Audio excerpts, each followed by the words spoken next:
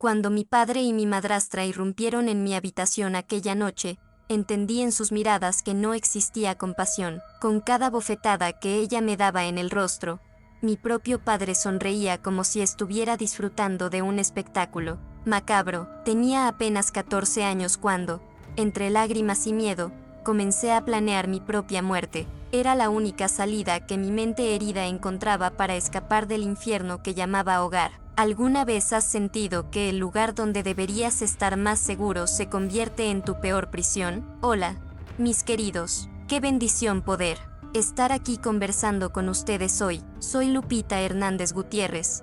Tengo 68 años.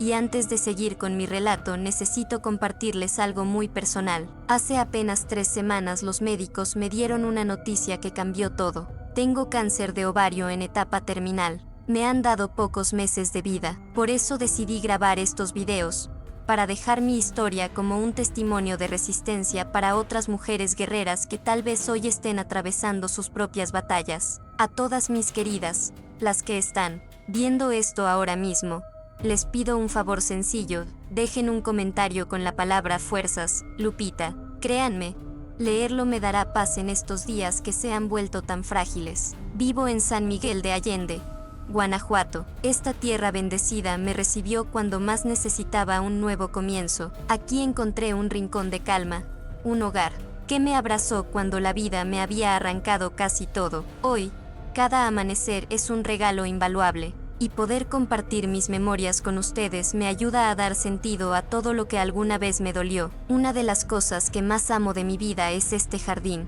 Lo empecé hace casi 30 años, poco después de mudarme aquí. Es mi rincón de paz, donde converso con Dios y agradezco por cada amanecer, incluso ahora que sé que mis amaneceres están contados. Estoy en mi porche, sentada en la mecedora que mi Manuel hizo para mí antes de partir. Desde aquí puedo ver las montañas a lo lejos y sentir la brisa fresca de la tarde. A mi lado tengo una mesita con mi té de hierbabuena y el álbum de fotografías antiguo que guardo con tanto cariño. Cada página de ese álbum es un espejo de mi historia, memorias de una vida que conoció el dolor. Sí, pero también la alegría y la capacidad de levantarse una y otra vez. Es curioso cómo las fotos no solo capturan rostros, sino también las huellas de lo que sentimos en aquel momento. Hoy quiero abrir ese álbum con ustedes, como quien abre el corazón. Voy a contar una historia que guardé por años en silencio, una historia sobre perder a la persona que más amamos en el mundo, y descubrir que, en un abrir y cerrar de ojos, la vida puede cambiarlo todo. Fue la historia de una niña que se vio obligada a convertirse en mujer demasiado pronto, y de cómo, aún en medio de la oscuridad, siempre existe la posibilidad de un nuevo comienzo, porque aunque es cierto que la vida puede desgarrarnos, también es cierto que puede enseñarnos a renacer. Todo comenzó en los años 60, cuando yo era apenas una niñita de trenzas que corría descalza por los patios de tierra rojiza de Dolores Hidalgo, mi querido pueblo natal en Guanajuato. Nuestra vida era sencilla, pero estaba llena de calor humano. Vivíamos en una casita de 3 habitaciones, con piso de tierra y un techo de lámina que hacía un estruendo cada vez que llovía. El patio era grande, con árboles de mango, guayaba y nopales que parecían gigantes a mis ojos de niña. Me encantaba treparlos, aunque supiera que después me regañaría mi madre, Doña Esperanza. Mi madrecita era el verdadero sol de nuestra casa, bajita, de figura redonda, con su cabello negro siempre recogido en un moño y esa sonrisa que iluminaba hasta el día más nublado. Trabajaba como costurera, confeccionando vestidos y arreglando ropa para la gente del pueblo. Todos decían que tenía manos de hada, y yo lo confirmaba cada vez que veía sus puntadas perfectas. Por las noches, después de terminar sus quehaceres, siempre venía a acostarme. Me contaba historias de aparecidos o de tiempos antiguos, y aunque estuviera agotada, nunca dejaba de acariciarme el cabello hasta que me quedaba dormida. Lupita, mi hija, el estudio es lo único que nadie te quita, me repetía con convicción mientras me ayudaba con las tareas de la escuela. Guardaba con ternura cada dibujo que hacía, cada notita de la maestra elogiando mi comportamiento. Era como si quisiera dejarme un cofre de recuerdos para el día en que yo necesitara fuerzas para seguir adelante. Mi padre,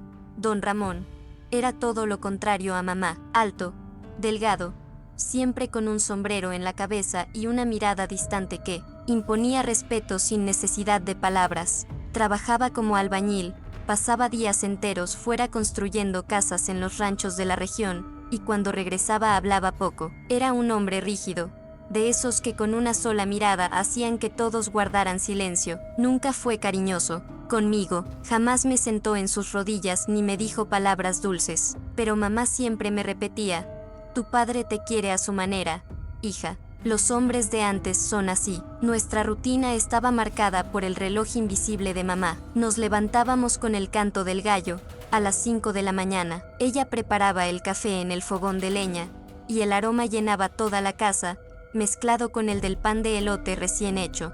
Yo ayudaba a poner la mesa, y después de desayunar me tocaba lavar los trastes y barrer el patio antes de ir a la escuela. La escuela quedaba a 3 kilómetros de casa. Iba caminando con otros niños, y en el trayecto jugábamos a las atrapadas. Contábamos historias y reíamos sin parar. Mi mejor amiga era Carmen, hija de don Salvador, el dueño de la tienda del pueblo. Éramos inseparables, como dos deditos de la misma mano. Los domingos, mamá me vestía con el mejor vestido que había cosido ella misma. Me peinaba con agua de arroz para que mi cabello quedara bien liso, y juntas íbamos a misa en la iglesia de San José. Después de misa, el pueblo entero se reunía en la plaza. Los hombres jugaban baraja, las mujeres platicaban y los niños corríamos felices con algodones de azúcar en las manos. En esos días, aunque nuestra vida fuera humilde, yo sentía que no me faltaba nada. Fue alrededor de mis 10 años cuando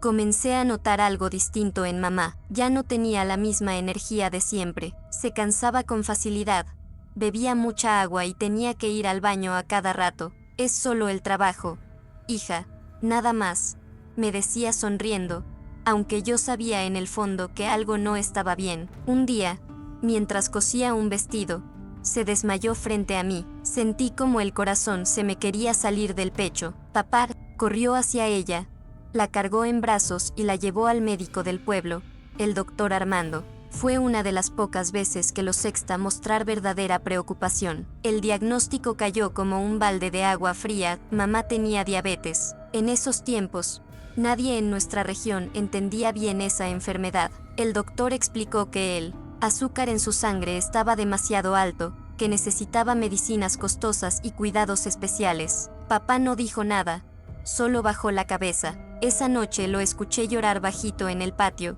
con un cigarro en la mano. Con los meses, la salud de mamá fue deteriorándose poco a poco. Sus piernas comenzaron a hincharse, su vista se volvió más débil, pero aún así insistía en coser, en cuidar la casa y en peinarme antes de ir a la escuela. Siempre me repetía lo mismo: Lupita, aprende todo lo que puedas. El estudio es lo único que nadie te puede quitar. Yo, con apenas 10 años, comencé a aprender lo que ninguna niña debería, como hacerse fuerte cuando la vida empieza a golpear demasiado pronto. Los últimos meses de mamá fueron los más duros que recuerdo. Ya no podía coser ni caminar mucho. Pasaba la mayor parte del tiempo en cama, con la mirada cansada pero aún con esa ternura que nunca dejó de darme. Yo asumí poco a poco sus tareas, cocinaba, lavaba, barría, hacía lo que fuera necesario para que ella descansara. Papá trabajaba el doble para pagar las medicinas. Llegaba tarde, exhausto, con el rostro endurecido por el cansancio. Hablaba cada vez menos, y yo lo veía apagarse junto a ella, como si la enfermedad estuviera consumiendo a los dos. Por las noches, yo me sentaba a un lado de la cama de mamá, y le contaba todo lo que había aprendido en la escuela. Ella sonreía débilmente, acariciaba mi cabello y me decía: eso, hija, aprende. El estudio será tu salvación. Una tarde de lluvia, al volver de la escuela, encontré a nuestra vecina, doña Lupe, esperándome en la puerta. Sus ojos decían más que sus palabras. Corrí a la habitación y allí estaba mamá, inmóvil, con un gesto sereno, como si solo estuviera durmiendo. Se había ido mientras yo resolvía fracciones en el salón. Ese día sentí como el mundo se rompía en 1000 pedazos. El velorio fue sencillo, como nuestra vida. Papá permaneció de pie junto al ataúd sin derramar una lágrima. No me abrazó,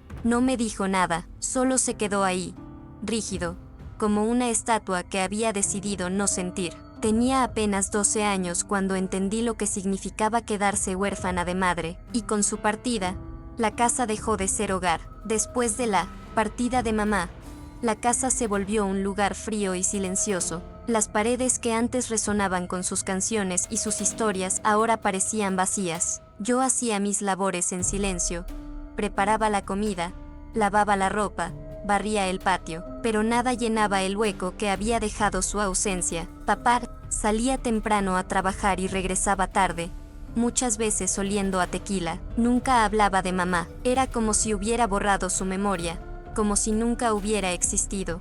Yo, en cambio, buscaba su olor en las prendas que quedaban en el baúl, abrazaba sus vestidos como si todavía pudiera sentir su calor. Por las noches lloraba bajito, escondida bajo las cobijas, porque sabía que si papá me escuchaba solo me miraría con esos ojos duros que no daban consuelo. Esa indiferencia me dolía tanto como la propia ausencia de mamá. En la escuela mis notas empezaron a bajar. Me costaba concentrarme entre tantas responsabilidades, pero lo que más me pesaba no era el cansancio físico, sino la soledad. A mis 12 años me sentía como una adulta atrapada en el cuerpo de una niña. Fueron meses de silencio, de rutinas sin alma, hasta que un día papá anunció con esa voz seca y cortante que cambiaría todo. Arregla la casa, viene visita mañana. No dijo más, y yo, con el corazón apretado, no imaginaba que aquella visita abriría una herida aún más profunda en mi vida. Al día siguiente me levanté temprano,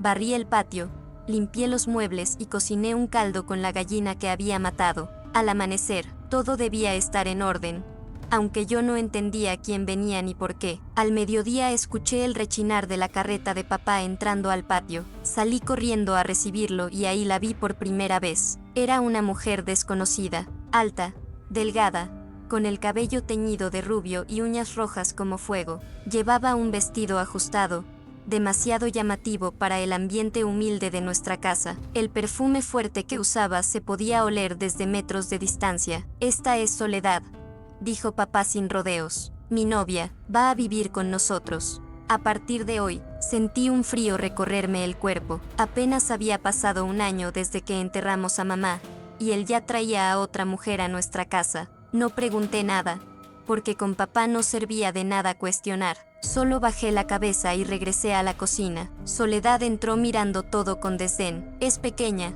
Ramón, y necesita una buena mano de pintura. La niña también parece descuidada. Parece un muchachito con ese pelo alborotado. Su sonrisa no llegaba a los ojos. Ese mismo día colocó sus maletas en la habitación de papá. Su ropa elegante y frascos de perfume ocuparon los lugares donde antes estaban las cosas de mamá. Esa noche, escuché desde mi cuarto las risas y los ruidos que venían de la habitación de ellos. Me tapé los oídos con la almohada, pero el vacío en mi pecho era imposible de silenciar. Aquella fue la primera noche que entendí que mi madre no solo había muerto, también su recuerdo empezaba a ser borrado. Al principio, Soledad intentó mostrarse amable, cocinaba, aunque sus guisos no tenían el sabor de los de mamá. Barría un poco la casa, trataba de conversar conmigo e incluso me ofreció pintarme los labios con un rojo intenso que me hizo sentir vergüenza, pero había algo en su mirada que me inquietaba, un brillo frío, calculador, como si cada gesto suyo tuviera un propósito oculto. Con el tiempo,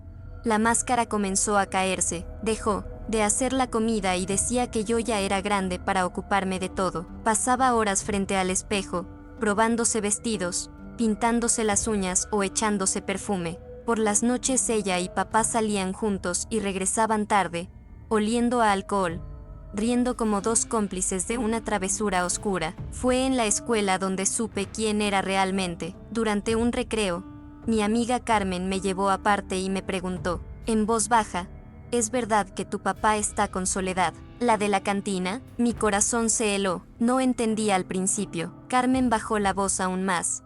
Sí, Lupita, la del río, la que todos saben qué tipo de vida lleva. Mi padre no nos deja ni pasar por allí. Ese día regresé a casa con un peso insoportable en el pecho. Ahora entendía las miradas torcidas de los vecinos, los cuchicheos en la calle cuando caminaba junto a ella. El pueblo entero sabía lo que yo, en mi inocencia, Apenas comenzaba a comprender, y lo peor era que papá, sabiendo todo, la había dejado entrar en nuestra casa para reemplazar a mamá. Un día, al regresar de la escuela, sentí un vacío extraño. En la casa, corrí a la habitación donde mamá guardaba sus cosas y mi corazón se detuvo. El baúl estaba abierto y vacío. Sus vestidos, sus rebozos, hasta las cartas y los bordados que había dejado. Todo había desaparecido. En su lugar, Soledad había colocado un tocador grande con espejo y decenas de frascos de perfume. Al verla llegar, con la calma de quien sabe lo que hace,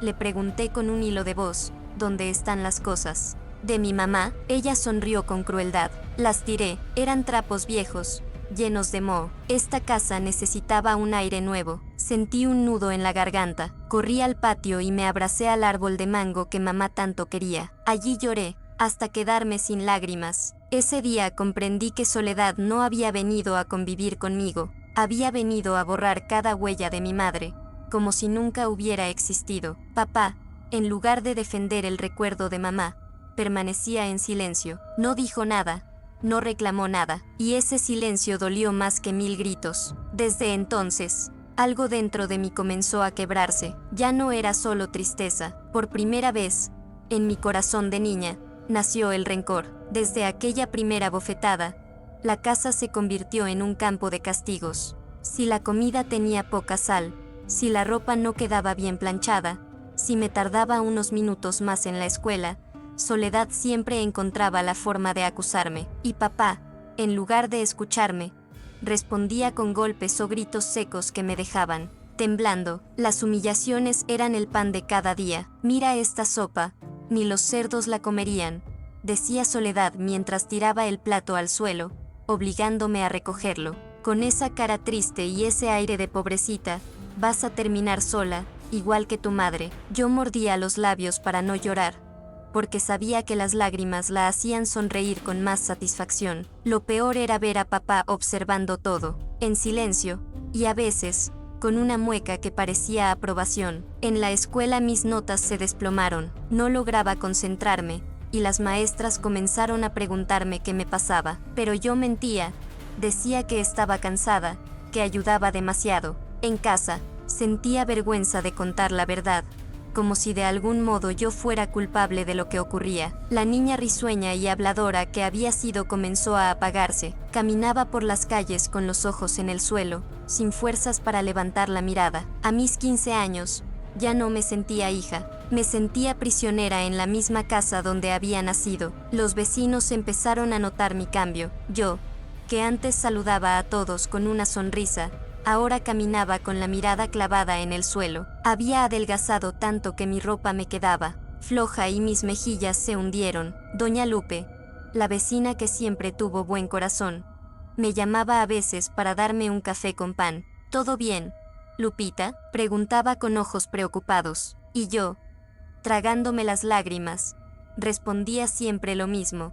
Sí, doñita, todo está bien. No quería que nadie supiera la verdad. Sentía vergüenza, como si lo que pasaba en casa fuera culpa mía. En la escuela, mis maestras me miraban con compasión. A veces me quedaba dormida sobre los cuadernos. Mis calificaciones, que antes llenaban de orgullo a mamá, comenzaron a caer como hojas secas. Nadie podía imaginar que, más que cansancio, lo que cargaba era un dolor invisible. Las noches eran las peores. Cada crujido de la puerta hacía que mi corazón se acelerara, temiendo lo que vendría después. Me acostaba con el cuerpo adolorido, pero el dolor físico era lo de menos. Lo más difícil era soportar la soledad, la sensación de que a nadie le importaba lo que me estaba ocurriendo. Fue entonces cuando comencé a entender que mi infancia había terminado demasiado pronto, y que si quería sobrevivir, tendría que aprender a resistir en silencio. Una noche,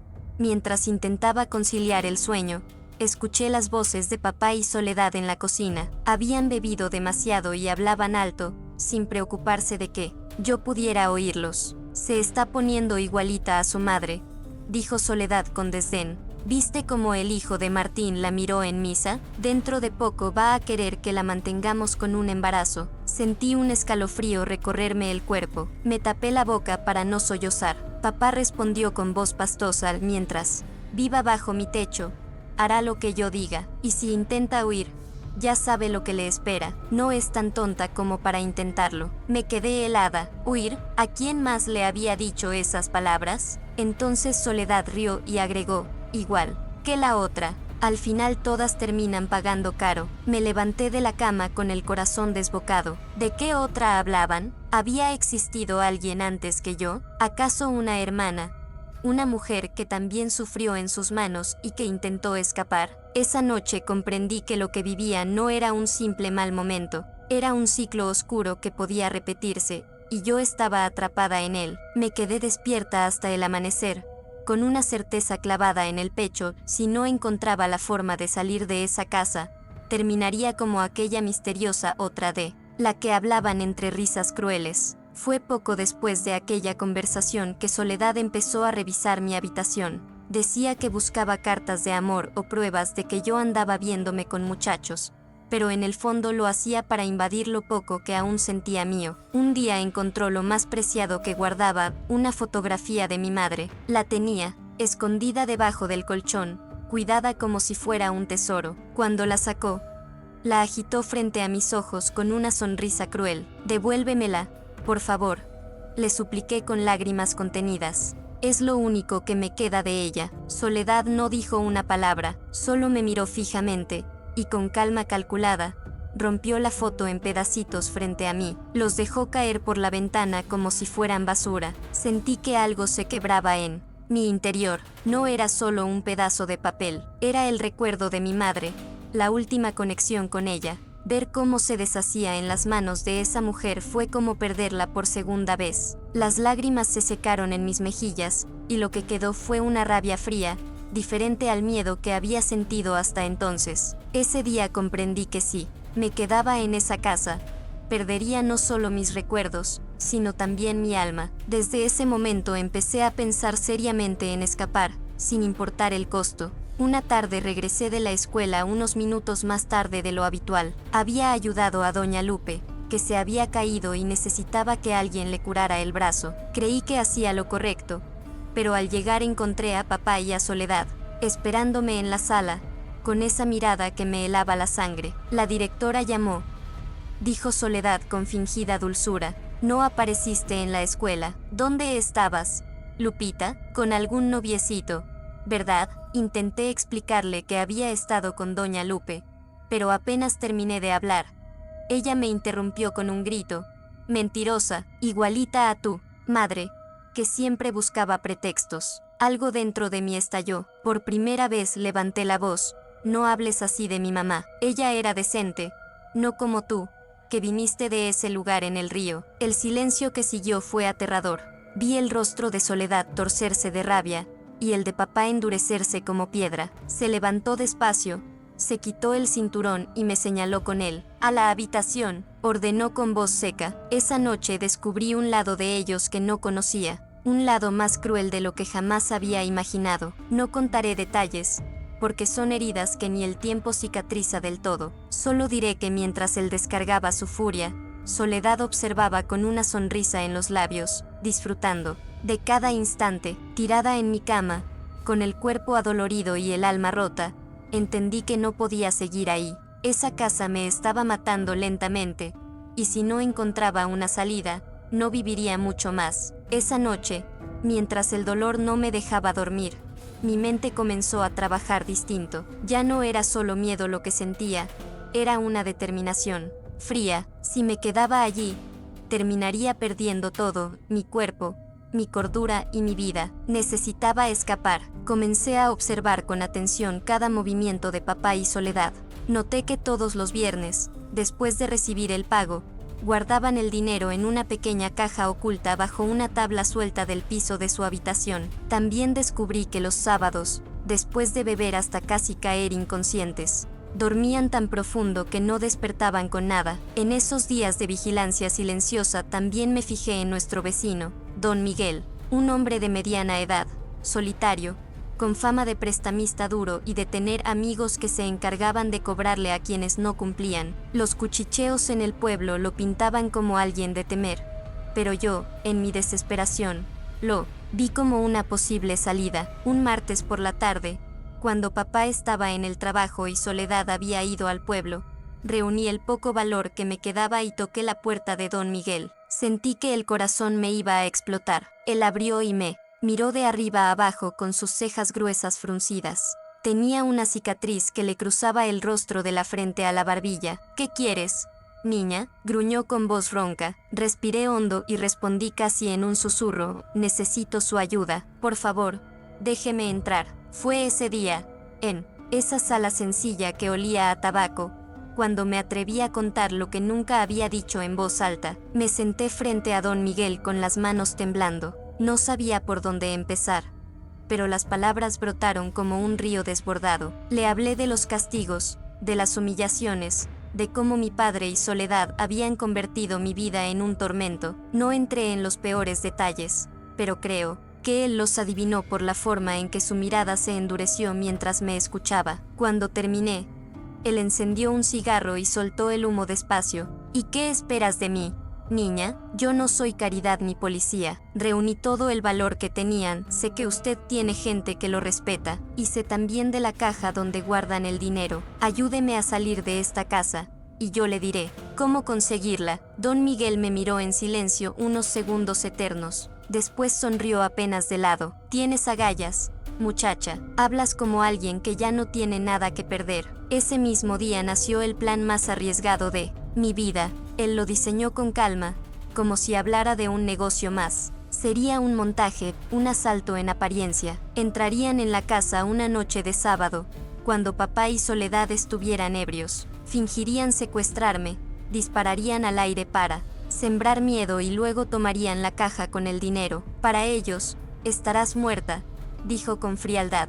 Y para ti, será el comienzo de una nueva vida. Tengo contactos en San Miguel de Allende. Allá nadie te buscará. Esa noche, al volver a casa, mi corazón latía a 1000 por hora. Tenía miedo, sí, pero por primera vez en mucho tiempo. También tenía esperanza. Los días previos al plan fueron un tormento. Cada vez que papá me miraba con esos ojos duros, sentía que ya lo sabía todo. Cada sonrisa de Soledad me parecía una burla, como si hubiera descubierto mi secreto. Dormía poco, comía apenas lo necesario. El miedo y la esperanza peleaban dentro de mí como dos animales salvajes. El viernes, la víspera de todo, casi me derrumbo. Volvía de la escuela cuando vi a Soledad conversando con doña Lupe en la puerta. Reían como viejas amigas. Cuando me acerqué, escuché a Soledad decir: "Oh, es una niña difícil. Hasta inventa que Ramón le pega. ¿Te imaginas? Él, que no mata ni una mosca". Doña Lupe me miró distinto, con sospecha en los ojos. Sentí que la tierra se abría bajo mis pies. No solo me hacían daño dentro de la casa, ahora también estaban destruyendo mi nombre afuera. Me estaban aislando, dejándome sin voz ni credibilidad. Esa noche, mientras lavaba los platos, escuché a papá decirle a Soledad en la sala: "Ya hablé con las vecinas. Si intenta inventar más mentiras sobre nosotros, nadie le va a creer". Y ella respondió con una carcajada satisfecha: "Bien hecho, ya preparé el terreno". Me fui a dormir con una certeza: no solo querían quebrar mi cuerpo, también mi mente y mi dignidad.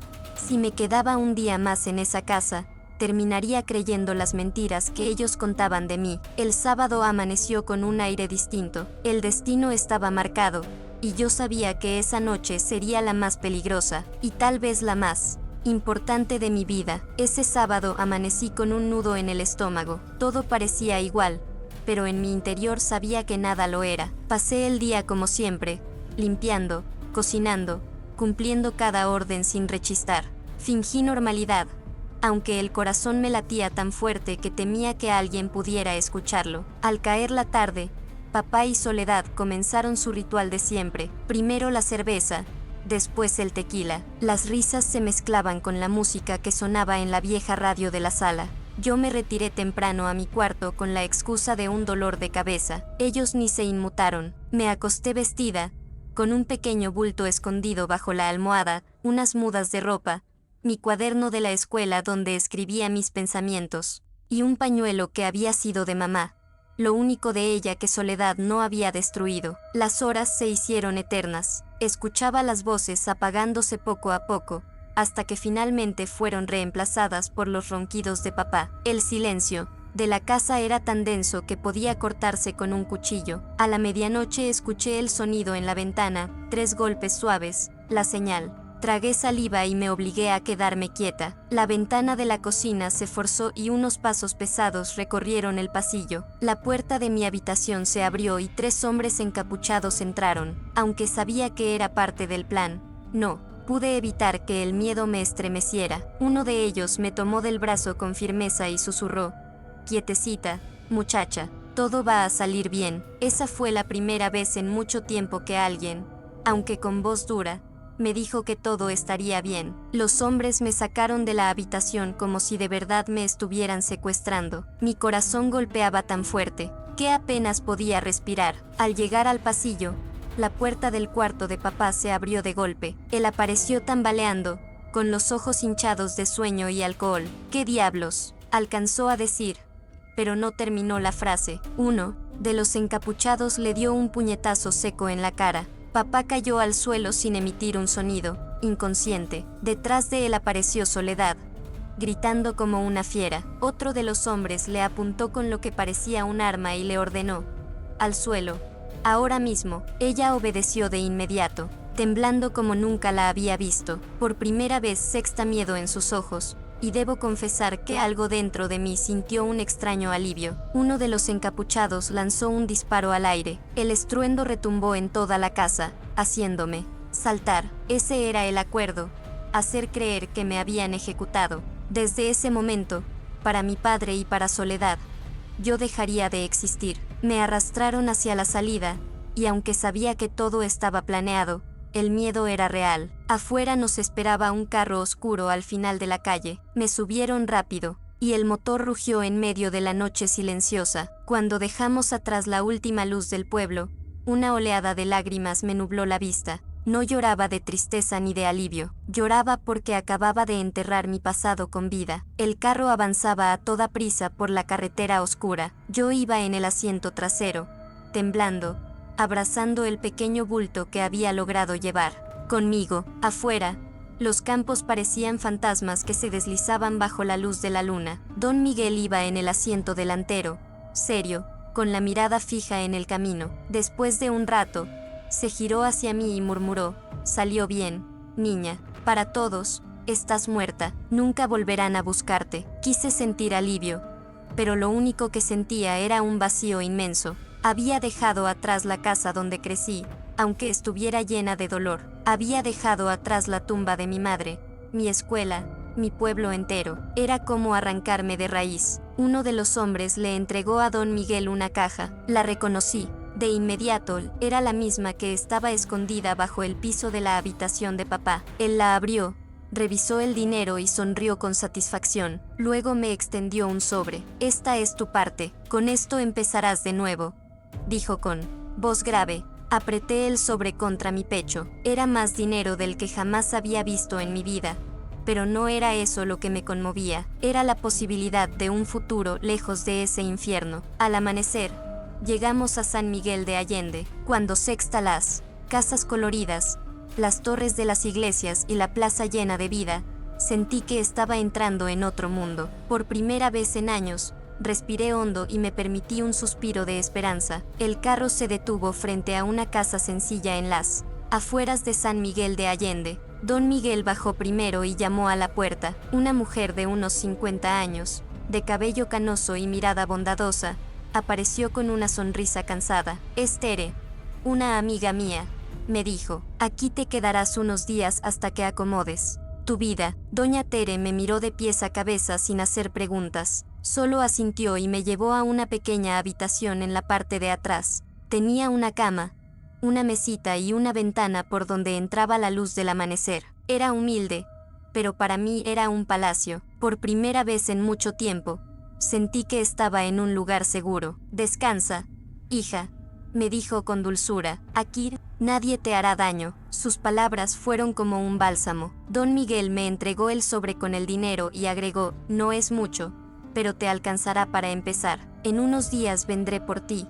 Ya tengo pensado un lugar donde podrás trabajar». Esa noche me acosté sin miedo a que la puerta se abriera con violencia. No había gritos, no había castigos, no había ojos crueles vigilándome, solo el silencio tranquilo de un hogar que no era mío, pero que me ofrecía refugio. Lloré, sí, pero fueron lágrimas diferentes, lágrimas de despedida y también de esperanza. Sentí que, al fin, mi vida podía tener otro rumbo. Una semana después, Don Miguel regresó. Tengo un trabajo para ti, me dijo. No es gran cosa, pero es un comienzo honesto. Me llevó al restaurante de Don Javier, en la plaza central de San Miguel. El lugar se llamaba El Sabor de México. Era una casona antigua, con mesas de madera oscura y manteles a cuadros rojos y blancos. El olor que salía de la cocina me hizo lagrimear de hambre y nostalgia. Frijoles, tortillas recién hechas,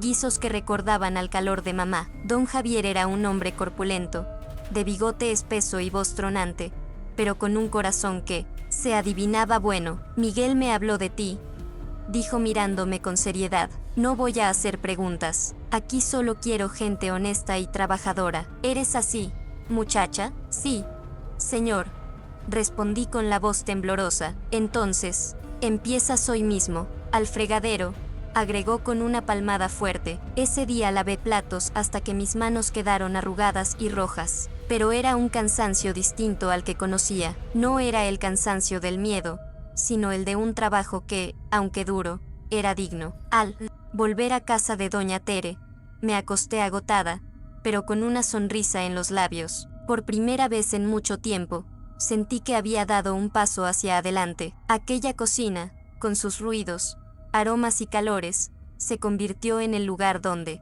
poco a poco, comencé a reconstruirme. Con el paso de los meses, Don Javier empezó a fijarse en mi empeño. No solo lavaba platos, también observaba con atención cómo los cocineros cortaban las verduras, cómo sazonaban los frijoles, cómo preparaban el mole con esa paciencia de artesano. Una tarde, al verme curiosear, Don Javier me dijo: ven acá, niña, te voy a enseñar cómo se corta la cebolla sin llorar. Me mostró con una paciencia que me sorprendió. Ese fue el primer paso. Poco a poco me fue dando más tareas: picar jitomates, revolver las cazuelas, probar la sazón de los guisos. Descubrí que tenía maña para la cocina, una herencia silenciosa de mi madre, tal vez. Pronto los clientes empezaron a notar algo distinto en los platillos. ¿Quién hizo estos tamales?, preguntaban. Tienen un sabor especial. Don Javier sonreía y respondía orgulloso: la muchacha nueva tiene buena mano para esto. Yo me sonrojaba,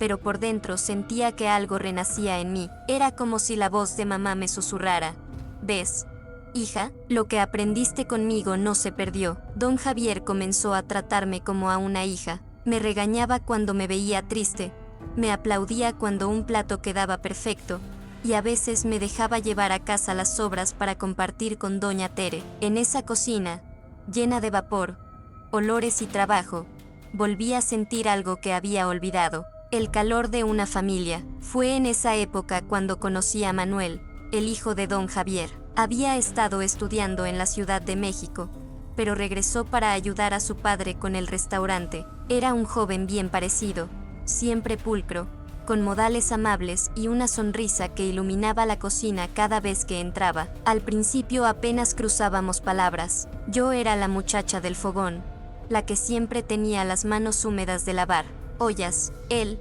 el hijo del patrón, pero poco a poco comenzó a buscar excusas para conversar conmigo. Una tarde me sorprendió cantando mientras cortaba verduras. Me puse roja como un jitomate cuando me dijo: tienes una voz bonita, Lupita. No, deberías esconderla. Desde ese día, nuestras charlas se hicieron más frecuentes, a veces sobre la comida, a veces sobre la vida. Yo le conté solo lo necesario. Le dije que había perdido a mis padres y que había llegado a San Miguel en busca de un futuro. Él nunca insistió en detalles, y eso fue algo que le agradecí profundamente. Nuestra primera salida fue sencilla: un paseo por la plaza, un helado en la mano y horas de conversación que parecieron minutos. Con Manuel descubrí algo que creía perdido para siempre: la capacidad de reír sin miedo. Su cercanía me devolvía la fe en que aún era posible confiar, que el amor verdadero no era solo un invento de las historias que mamá me contaba antes, de dormir.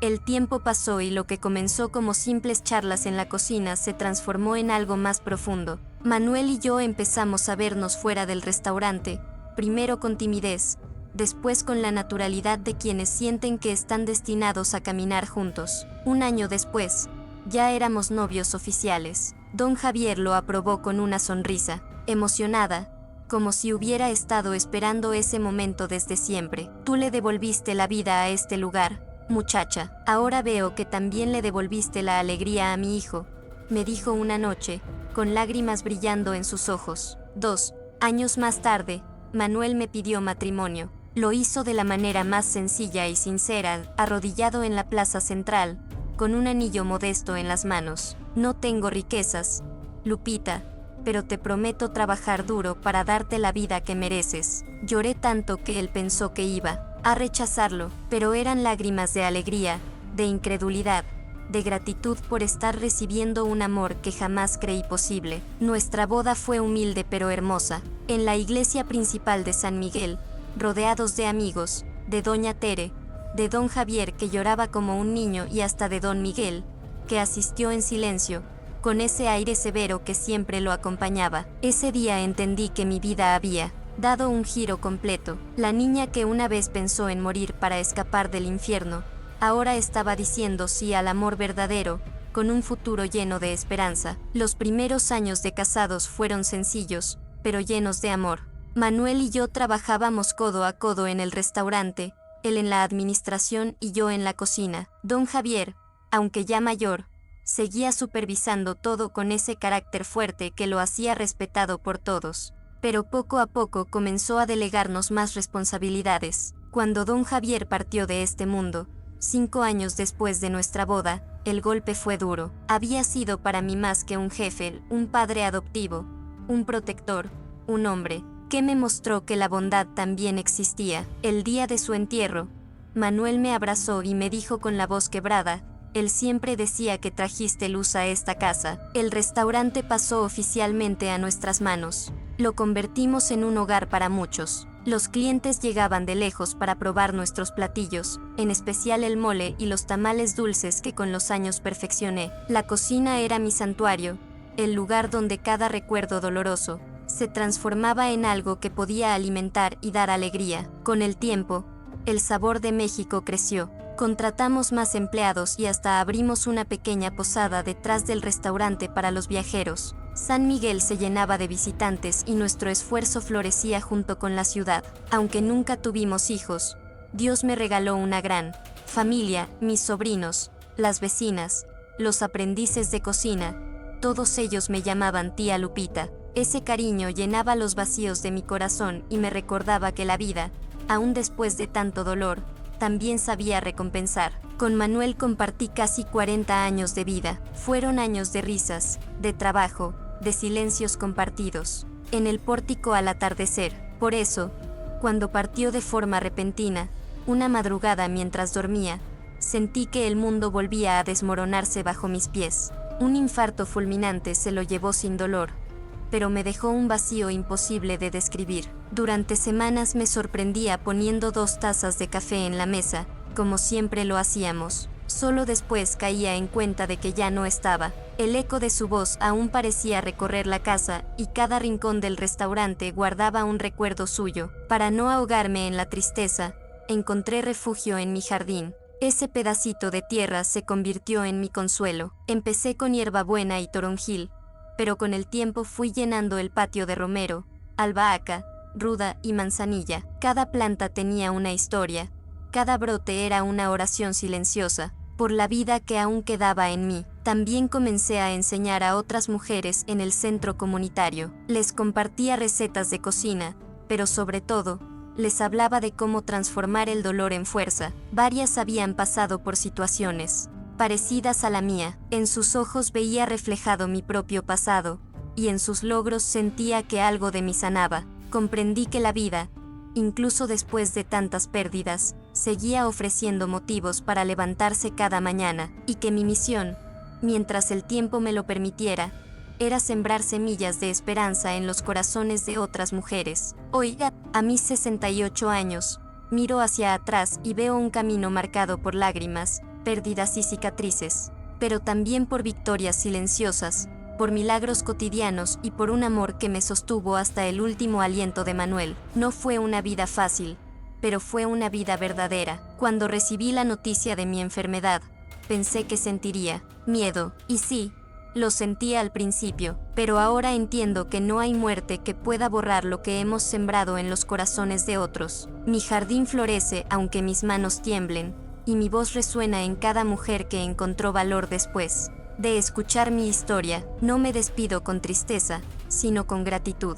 Si estás escuchando estas palabras, quiero que sepas que no estás solo ni sola, que aunque la noche parezca interminable, el sol siempre vuelve a salir, que aun cuando la vida te rompa en pedazos, siempre existe la posibilidad de renacer. Mis arrugas son mapas de sobrevivencia, mis cicatrices son testimonio de que incluso en la oscuridad más densa, la luz interior nunca se apaga, y mientras alguien recuerde estas palabras, yo seguiré viva en cada semilla de esperanza que logre germinar. Por eso, te pido de corazón, comparte este video, deja tu comentario con la palabra fuerzas, Lupita. No lo hagas solo por mí, hazlo para que otras mujeres que viven en silencio sepan que no están solas. Juntos podemos formar una cadena de fe, de apoyo y de amor que atraviese generaciones. Gracias por escuchar mi historia, que Dios bendiga tu vida, y que nunca olvides que la dignidad y la fortaleza nacen en el alma, y esa, nadie jamás te la podrá arrebatar.